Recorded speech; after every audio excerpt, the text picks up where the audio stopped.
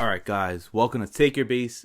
I'm your host, Flavo Oriana, brought to you by Four Corner Sports. Alright, guys, so if you guys have been sleeping underneath a rock, the Baseball Hall of Fame has been everything and has been on everyone's mind when it comes to the sport of baseball. Now, guys, one person got into the Hall of Fame, and that is David Ortiz. Now, I'm a very big fan of David Ortiz. I felt like he deserved to get in. There's been a lot of commotion about trying to get these two stellar once in a lifetime. Well, I would say yeah, maybe once in a lifetime generational players, and Barry Bonds and Roger Clemens. They've been wanting for them to get in. Barry Bonds, he has a single season home run record, 73 home runs in one single season. I honestly think that's never going to happen ever again. Also is the all-time home run leader. The guy was historic. I mean, I wasn't able to see him for the entirety of his career. I was born in 1993. By the time I was born, he was already playing for the San Francisco Giants. And he had a stellar career from what I was told, playing for the Pittsburgh Pirates. And then he went to the Giants, I believe, in 1992, a year before I was born. Okay? Let me double check that correctly. No, he went in 93. Roger Clemens, another historical good pitcher. The man started pitching in 1984, was known for playing with the Boston Red Sox. Ended up playing from 1984 all the way down to 1996. So 12 seasons with the Red Sox. Played 2 seasons with the Toronto Blue Jays, and then played the remaining part of his career with the Yankees, and then Astros, and then followed by with the Yankees. So played 5 seasons with the Yankees, left the Yankees to go to Houston, played 3 seasons there, and then played his final season with the New York Yankees. All right. Clemens was also one of those pitchers that when he was on, good luck trying to beat him, because he was one of the best pitchers in baseball for his era, in my opinion.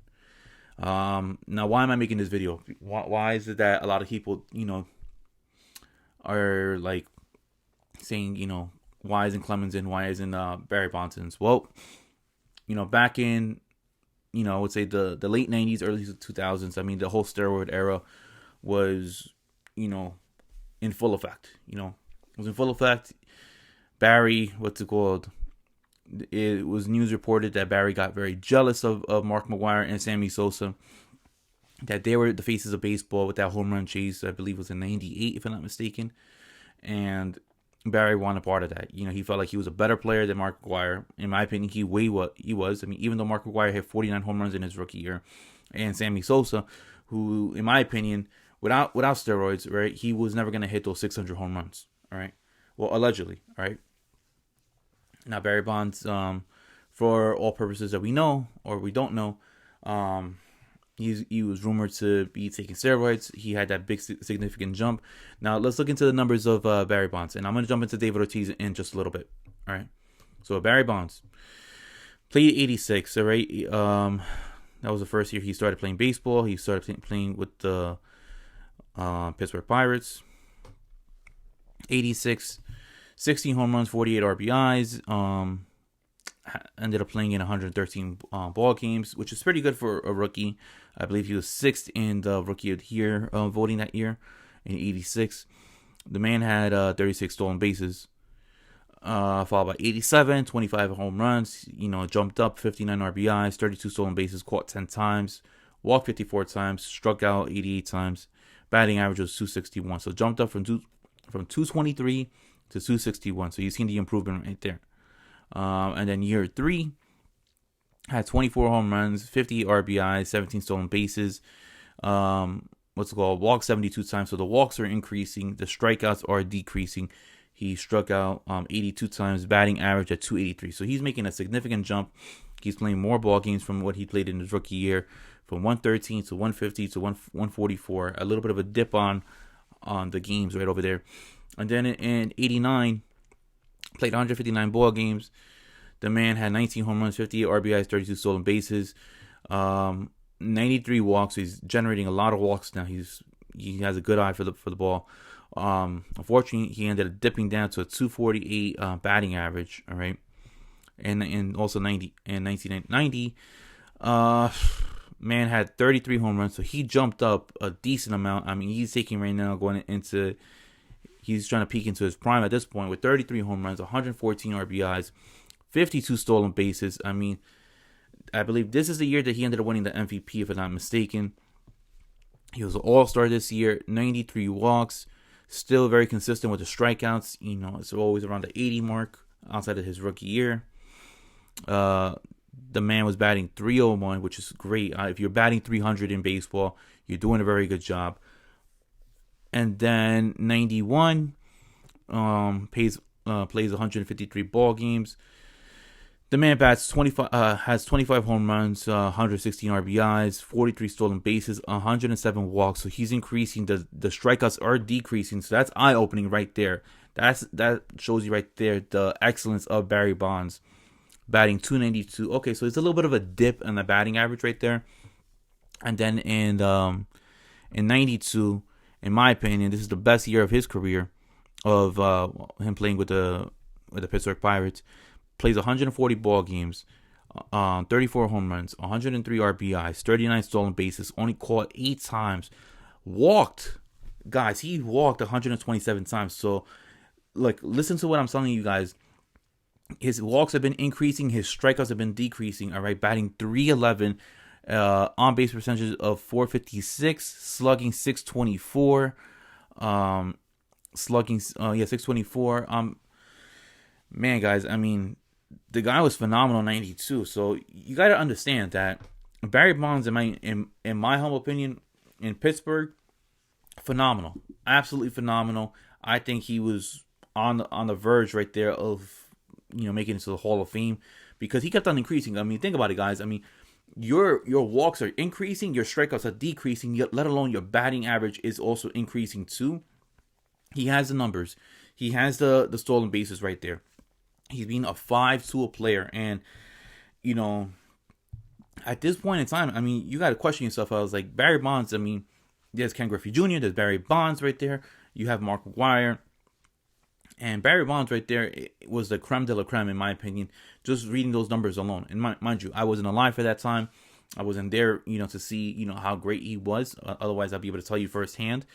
But the aura that I saw, growing up, Barry Bonds in San Francisco, and the numbers that I'm reading you right now, that alone right there just shows you how great of a ball player he is. All right. And the baseball writers, I've never been a big fan of the baseball writers being in charge of the Hall of Fame because my reason is, if you're a writer, all right, you should not be part of the news. You should not be making the news. You should just be reporting the news. And I feel like the baseball writers are also trying to be a part of the news and making the news because, guys, they should really not have part in this. I think former baseball players should be a part of this committee right there, where they're allowing who gets into the Hall of Fame, who doesn't. I know it's a very tricky slope right there, but this is very, very important. I mean, you're going to leave out one of the best players of all time to ever step foot onto a baseball diamond and not be a part of the Baseball Hall of Fame just because he took steroids, when you know that they've been very shitty players inside the Hall of Fame.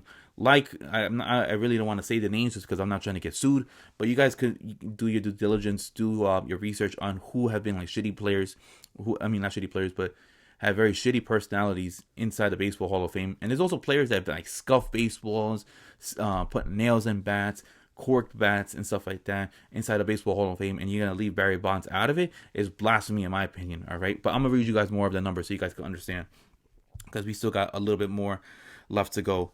So now going into 93, Barry is going into San Fran. He jumped up from 34 home runs. Right now going into San Fran first year, plays almost a full 162 season, plays 159 ball games, 46 home runs, 123 RBIs. The stolen bases dip by 10, all right? 29 stolen bases, just because the power numbers right there is just showing that, he doesn't need to steal as much bases as he needed to. 126 walks, 79 strikeouts. So he's been, like I said, very, very consistent as for not striking out and generating walks. The man has a very outrageous OPS. OPS is at 1,180. His slugging was 624. 627. That is crazy. I'm sorry. His on base percentage was 1136. That is outrageous right there, guys. That just screams, video game numbers. And then San Fran, 37 home runs, 81 RBIs. Got to play 112 ball games. I imagine he may have had an injury or something like that. 74 walks, 43 strikeouts. Still had a 312 batting average. Let alone the year before, he had a 336 batting average. I'm not going to read you all these numbers. But his best season, obviously, when he ended up playing in 2001. That's when he had the 73 home runs, the 137 RBIs. He stole 13 bases. All right, he walked 177 times, struck out 93 times. Batting average was at 328. His on base percentage was at a whopping 1379. Slugging 863. OBP was 515. The man was incredible. And then he was also leading the league that year with 35 intentional walks. Go figure. Wins the MVP that year. All right, there's enough said. That's when he brings the all-time the single season record. Played 15 years in San Francisco. Had a total of 586 home runs, 1,440 RBIs, 263 stolen bases, caught only 69 times. He had a tremendous walk record of 1,947 times. The man struck out 949, had a batting average of 312 in his 15 years in San Francisco. All right. His numbers in San Francisco alone should put him into the Hall of Fame. Man, guys, he had 1,951 hits in San Francisco, and then the 7 years that he played in Pittsburgh, played 1,010 ball games, had 984 hits. The man had 220 doubles, 36 triples, 176 home runs, 556 RBIs. All right, stole 251 stolen bases. All right, caught 72 times, guys. Within two teams, the man has stole over 250 times with the Giants and with the Pirates. All right, the man has over 500 stolen bases. Go figure. 500 stolen bases. All right, 514 stolen bases to be exact.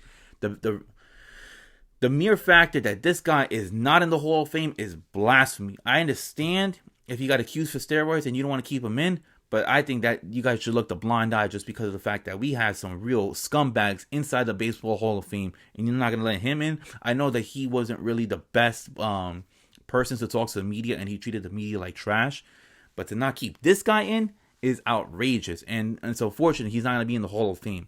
All right, now let's look at his playoff numbers. Right, his playoff numbers. Man, oh man, he was in the playoffs 7 times, played in 9 series, played in 4 NLDS, played in 4 NLCS, played in 1 World Series. The World Series alone, guys, his batting average was 471. 471 in 7 ball games in the World Series. Played 25 games in the NLCS. He batted 203. The NLDS, NLCS was 203. NLDS was 236.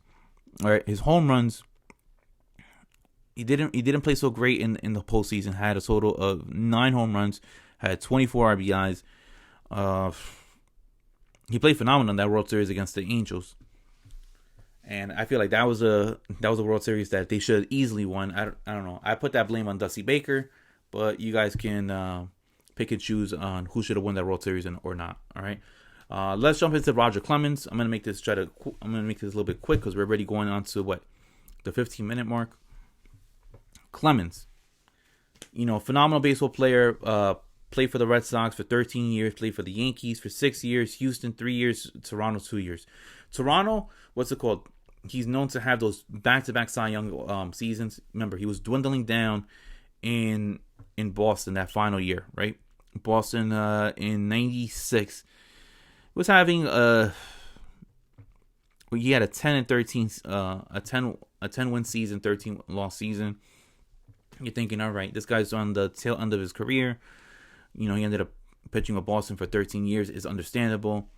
And then you see the numbers jump tremendously in Toronto. That's when he had 20. He had back-to-back 20 game winning seasons, 21 seasons in '97, 20 game winning seasons in '98. In Boston, guys, best season was '86. In my opinion, yeah, '86. That's when he had 24 wins, 4 losses. ERA was a 2.48. The man struck out 238 batters. I understand 1988 was a very big year for him. He had 18 wins, 12 losses, 291 strikeouts. His ERA that year was a 2.93, but I rallied more that 86 season because he had a 2.48 and he was dominant. Also another good year was 1990. He had 21 wins, 6 losses, a 1.93 ERA. That was very good too. He had 209 strikeouts. I mean, Roger Clemens was wheeling and dealing. I mean, that guy was legit in Boston. And who knows? I mean, people speculate that he probably took anabolic steroids after he left Boston. I'm not gonna speculate whatsoever, but his Boston numbers alone, I think, should have put him alone in the not playoffs, the Hall of Fame. Had 192 victories, 111 losses, a 3.06 ERA. The man was phenomenal. He had 100 complete games. That's unheard of in nowadays. 38 shutouts. The man was one of the best pitchers to ever play in that era. He goes into Toronto, wins 41 ball games in 2 seasons, had 13 losses. He was pretty much unstoppable in Toronto. What else this guy ended up having? He ended up averaging like 10.2 strikeouts per 9 innings. Goes to the Yankees for 6 seasons, 83 wins, 42 losses. Ended up having an ERA of 4.01. So obviously his stint with the Yankees, I would say more of that last year, really affected him. I believe that last year he was 6-6. Yeah, 6-6. I mean, with the Yankees, he was starting to struggle a little bit, especially in that 02 season. 02 season, he had a 4.35 ERA, so it looked like he was kind of losing it. And then he picked it back up in 03, and then in 04, he ended up making that jump to Houston. He had that 18-win season and that 13-game season. I mean, guys, when he was in Houston, it was electric. I mean, he's a Texas boy, and he ended up guiding that Houston Astros team to the playoffs, I believe, in 05, if I'm not mistaken. Yeah, it was 05, but that's when they ended up getting swept by the White Sox. Guys, Roger Clemens, he's another guy. Phenomenal pitcher. 354 ball games he ended up winning. The man had a 658 winning percentage. He had a 3.12 career ERA. That is great right there. The fact that the Baseball Hall of Fame wants to keep him out of the Hall of Fame is outrageous in my opinion. I think they should allow him to be in. I think they should allow Barry to be in. All right. You're gonna allow steroid users to be in the Hall of Fame, then allow these alleged steroid users to be inside the Hall of Fame too. I mean, there's plenty of steroid users that in the years to come they're gonna end up getting in just because the baseball writers are getting younger and they're not gonna end up caring. It's very unfortunate they ended up shrinking down the time length where you could be inside the Hall of Fame, like on the ballot, from 15 to 10 years, and I feel like they did that on purpose to keep away guys like Roger Clemens and Barry Bonds. Now going into David Ortiz. Now, guys, like I said, I'm a big David Ortiz fan. The man from 97 to 02 was in Minnesota. Now, a lot of people really do forget that he was a part of the Minnesota Twins. Minnesota, I mean, he didn't have the big power numbers. I mean, also, think about it. Fenway Park is a very fan-friendly hitter's ballpark. It's a very small ballpark. And when you put, somebody like David Ortiz, who can generate power, I mean, you could just put somebody to hit over pesky pole, and you're going to probably get yourself a good 30 home runs a season, or over the Green Monster, and your batting average is going to go significantly up. I mean, we saw that with Manny Ramirez. We saw that with other players that have gotten to Fenway Park, where their numbers have rise just because the ballpark is small. Same thing with Citizens Bank Ballpark. It's a hitter's ballpark. What's it called? All-American Park or whatever that thing is called in Cincinnati. That's another hitter's ballpark. I mean, your numbers will significantly rise if you're in these type of ballparks, in my opinion. So let's look at the numbers right here. Minnesota played, like I said, played 6 seasons. A man only hit 58 home runs, 238 RBIs. Didn't have the best numbers, in my opinion. I mean, but once he got to Fenway, I mean, he was a different animal. The man, had a batting average of 266. So 6 years wasn't really doing it so great, especially the first 3 seasons where he only had a total of 10 home runs in that first 3 seasons from 97 to 99. Had 10 home runs in 60, what we're talking about, like 65 ball games in the first 3 seasons in Minnesota. And then he ended up going from 10 home runs to 18 home runs to 20 home runs. And then leaving Minnesota after the 02 season to join the Red Sox in 03. And then that's when you started seeing the numbers, right? That's when you started seeing the big poppy numbers. In 03, 31 home runs, 101 RBIs after having 75 RBIs in Minnesota. The man had a good eye for the ball. I mean, he had generated 58 walks that season, 83 strikeouts, had a 288 batting average. It's a big jump from what he ended up having in Minnesota. Then he had one of his best seasons of his career. He had 41 home runs, 139 RBIs, 75 walks. He had a 301 batting average. He did strike out 133 times. But guys, like I told you, if you're in Fenway Park, you play for the Red Sox, your batting average will go up just because that is a fan-friendly ballpark. Did win the World Series. He ended up helping break the curse for the Red Sox in 05. Honestly, 05, 06 might be the 2 best years of his career. He had 47 home runs, 148 RBIs, batted 300, struck out 124 times, but he ended up having a whopping 102 walks. Same thing in 06, 54 home runs, 137 RBIs, 119 walks. I believe that was the most of in his career. Did strike out 117 times, had a 287 batting average. And then in 07, it dipped down from 54 home runs to 35 home runs. That was a little bit of an eye-opener in my opinion. You ended up having 117 RBIs, so it's still in that 100 range. He's still having, similar walk numbers, similar strikeout numbers, 111 walks, 103 strikeouts. But he did have a 332 batting average. I mean, I believe that was the most hits he had in his career. He did have 182 hits in 149 ball games. And then he started seeing, after that, he dipped down to 23 home runs, but he only played 109 ball games in that year. And then from there, it was 20 home runs, 32 home runs, 29 home runs. He did have 23 home runs in 90 games. But that year, I felt like he was going to go on a tear, but unfortunately, I think it was injury. And 2013, he had 30 home runs. 2014, 35 home runs. 2015, 37 home runs. And then 2016, which was his final year, he had 38 home runs, 127 RBIs, batted, I believe, with it 315, which is great going into his last year of his career. In his age 40 season, was doing everything possible. Man won. He won the 04 championship. He won the 07 championship. Won the 2013 championship. And the guy's a living legend in Boston. I mean, he was fan friendly. Media loved him. He was charming. He was easy to get along with. And he got into the Hall of Fame in his first year. Now, I'm not one to complain whatsoever, but I certainly do feel like there's a little bit of bias to that. That's why I feel like Barry Bonds and Roger Clemens do deserve in. But guys, let me know what you guys think. Should David Ortiz have gotten in his first year, or and also, is Barry Bonds and Roger Clemens, is that a travesty that they're not going into the Baseball Hall of Fame? Guys, I'm a big David Ortiz fan. Happy that he's going to be inducted to Cooperstown. I'm going to try to get my tickets. I'm going to try to, wear a David Ortiz jersey. I have a David Ortiz shirt inside the house, but I think it's only best fitting to wear the jersey. Until then, guys, I am Flav Oriana. Thank you for tuning in to Take Your Base, all right? I know this was a long, lengthy video, and I'll see you guys next time. Peace, guys, and have a good one. See ya.